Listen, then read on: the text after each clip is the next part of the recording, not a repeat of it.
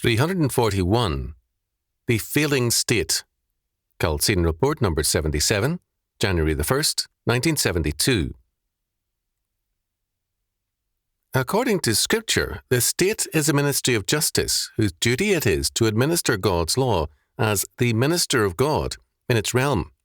Romans chapter 13, verses 1 to 4. The Church is a ministry of grace, and the state the ministry of justice, each in its appointed realm to serve God. Only by such a service can society flourish and prosper. Much of the struggle between church and state in the medieval era was a dispute over priority. Was the emperor or the pope God's chief minister? Pope Gregory VII, in his letter to the Bishop of Metz, 1081, referring to his struggle with Emperor Henry IV, spoke of kings and emperors who, too much puffed up by worldly glory, rule not for God, but for themselves. The point was well made, but it was all too often a valid charge against both church and state that their concern for power and priority supplanted the proper administration of their ministry.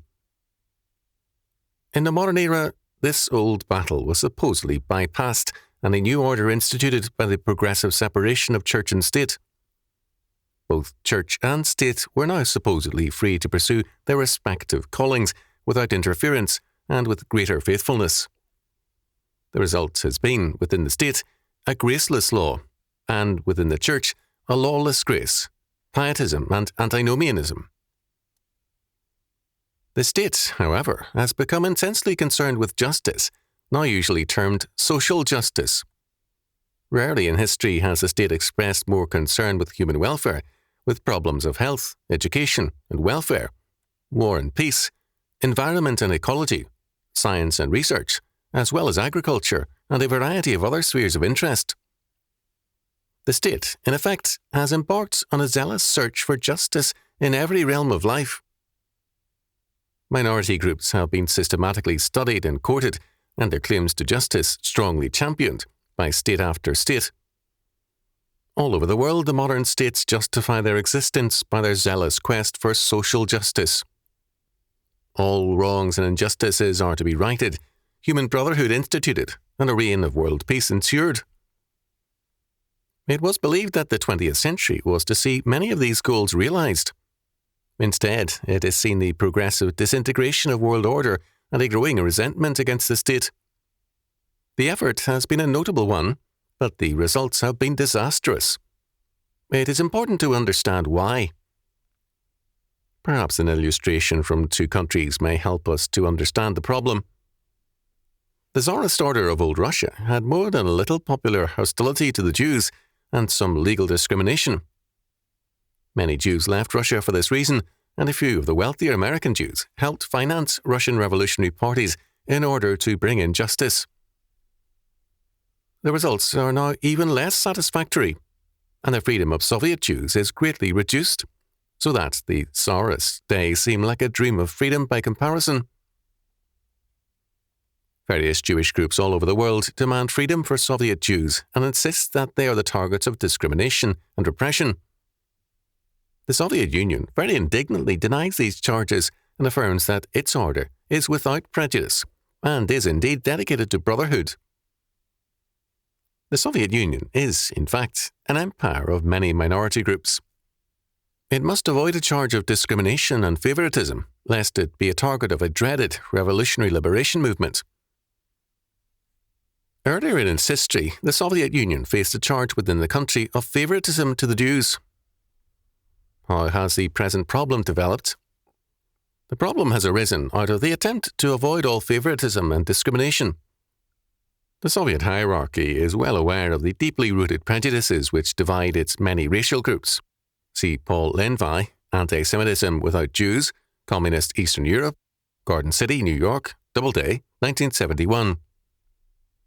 To maintain its power, it must keep peace internally. As a result, to maintain justice and equal representation, it has instituted a quota system. The various graduate schools and professions must maintain a fair balance of all groups so that equal representation and justice prevail. The result has been instant injustice. Some of the minority groups, such as the Jews, normally have a high percentage in higher education and the professions, whereas some of the backward peoples of Central Asia have a very low representation. If the two are put on the same basis of representation, the result is a discrimination in favour of the backward group and against the advanced group. Moreover, the state receives a civil servant of lesser calibre. Thus, the steps taken to eliminate discrimination have given Russia its most repressive order in history. Let us turn to the United States for a similar developments. There was a time when some medical schools limited the number of Jews who were accepted for admission. This was discrimination, clearly. All the same, the percentage of Jewish doctors was quite high in ratio to the population, as was the percentage of Italian and Jewish musicians, and so on. Certain minority groups did gravitate to certain professions, and sometimes dominated them. Steps are now being taken to, quote, correct, end quote, this situation. Medical schools must now accept a percentage of black students equivalent to the black population. This means, however, that the number of Jewish, German, Anglo-Saxon and other students who can enter medical school is proportionately reduced. If we continue to try to, quote, correct, end quote, the situation by applying the quota system across the boards, we will very quickly lower, as we have begun to do, the calibre of medical education by introducing an alien factor. Instead of ability, race will govern. Apply the matter to every field, and the injustice is increase. If opera must have an equal representation in the pit and on stage of all races, and Italian eminence broken, then opera ceases to be a musical feast and becomes an arena of racial tension. Such a policy will only increase racial hostility and aggravate existing problems. It will also mean that positions which should be granted in terms of merit are instead granted in terms of race. Every society already has its inner workings which favour some against others. Very often, getting a job depends on knowing the right people. Such favouritism is inescapable in any society, but in a free society, there is always room for ability to assert itself and advance in spite of such problems. In a quota system, besides having more scope for pull with insiders, those of lesser abilities are consistently favoured in order to equalise the situation. The state's concern with social justice has thus led to systematic and planned injustice. Why? The framework of reference in social justice is man, not God. The attempt to gain social justice is humanistic to the core, and it lacks an objective frame of reference as its standard. The matter has been very powerfully summed up by the historian John Lukács. The Passing of the Modern Age, New York, New York, Harper and Row, 1970, who writes, "Our world has come to the edge of disaster precisely because of its preoccupation with justice, indeed, often at the expense of truth. It is arguable, reasonably arguable, that there is less injustice in this world than a century ago. Only a vile idiot would argue that there is less untruth. We are threatened not by the absence of justice, we are threatened by the fantastic prevalence of untruth. Our main task ought to be the reduction of untruth, first of all, a task which should have been congenial to intellectuals, who, however, failed in this even more than the worst of corrupt clerics. Of justice and truth, the second is of the higher order. Truth responds to a deeper human need than does justice. A man can live with injustice a long time, indeed, that is the human condition, but he cannot long live with untruth. The pursuit of justice can be a terrible thing. It can lay the world to waste, which is perhaps the deepest predicament of American history." Page 166. In a chapter on Truth and Liberty, in my study of the politics of guilt and pity, I showed how truth has been denied by our courts in favour of liberty and justice.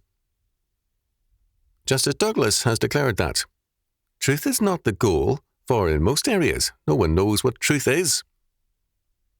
To search for truth is to construct, quote, totalitarianism, end quote, according to Douglas, by imposing a right and wrong in society, when the duty of men is not to discover truth, but to accommodate conflicting views of truth and the common good or conflicting needs. by abandoning truth, men have thus also abandoned justice, and the quote, justice end quote of the courts today is becoming steadily a new form of injustice. Truth and justice are indivisible, although different, and their separation has led to an age of statist tyranny and injustice. Under the guise of a separation of church and state, what has actually taken place is a separation of Christianity and the state, and, one might add, a separation of Christianity and the church. The state is inescapably a religious establishment, because justice, law, and social order are inescapably religious questions. What the modern state has done is to disestablish Christianity as well as the church, and to establish humanism as its religion. The speeches of heads of states and the decisions of modern courts are exercises and proclamations of the religion of humanism. In this religion, there is no truth beyond man. Truth is thus relative to man, and is not an objective, absolute and transcendent order created by God's eternal decree. Where truth disappears, justice soon disappears also. China was a most progressive and advanced civilization, as was India, until relativistic and pragmatic philosophies commanded the minds of people. Then, instead of advance, stagnation set in, because truth having lost its meaning, justice and life also declined in meaning. This same decay is now infecting Western cultures. The impact of this downgrading or bypassing of truth is apparent in many areas. In the Church, it has led to an emphasis on unity above truth in the ecumenical movement. The early councils of the Church, Nicene, Ephesus, Chalcedon, Constantinople, emphasized truth and waged war against heresies, holding that the only ground of unity is the truth of God. In the ecumenical movement today, unity has priority, and truth is bypassed or neglected. In fact, this emphasis on unity has gone so far that unity is popularly equated with grace, and nothing is more frequently used as a modern anathema than to pronounce a movement as divisive and potentially or actually schismatic. To oppose unity for unity's sake is regarded as being opposed to grace. In the realm of the so-called social sciences and of education, the perspective of Kant prevails. Meaning is derided, and the concern for truth is declared to be a mark of a more primitive society, whereas modern scientific man concerns himself not with meaning, but with methodology and technology. The neglect of truth has led to the progressive destruction of the Church as a power in society and to the decay of education.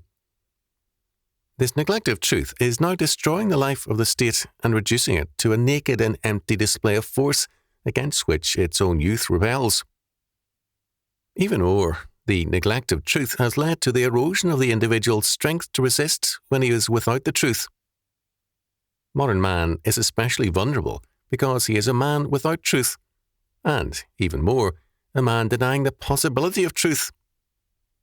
Impotence is thus deeply embedded in his will and present in his every act. As against this prevailing darkness, the light of Scripture reveals the incarnation of truth in the person of Jesus Christ. The truth of God, His absolute law, decree in person, is unchanged and unchanging. Men are judged by that truth. Whosoever shall fall upon that stone shall be broken, but on whomsoever it shall fall, it will grind him to powder. Luke chapter 20, verse 18. The truth is either our foundation, the rock on which we build, or it is our destruction, grinding us to powder. The days of the age of the state are thus numbered. Its temples of humanism, its schools, are regularly being bombed and burned by its own sons. Its chief officers are despised and regarded with contempt. Even as the state increases its power, it also increases disrespect and disobedience. Wise men will spend little time weeping over the past. They prepare for the future.